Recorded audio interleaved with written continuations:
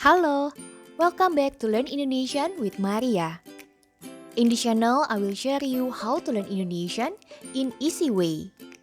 This month is a special month for Jakarta, since Jakarta will celebrate its anniversary on June 22nd.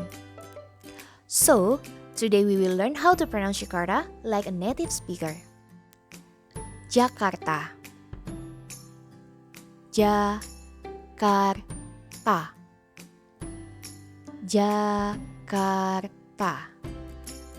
Jakarta. Jakarta. For example, saya tinggal di Jakarta Selatan. Saya tinggal di Jakarta Selatan. Thank you for watching this video. If you think this video useful, please hit the button like and don't forget to subscribe this channel. See you soon on the next video. Sampai jumpa.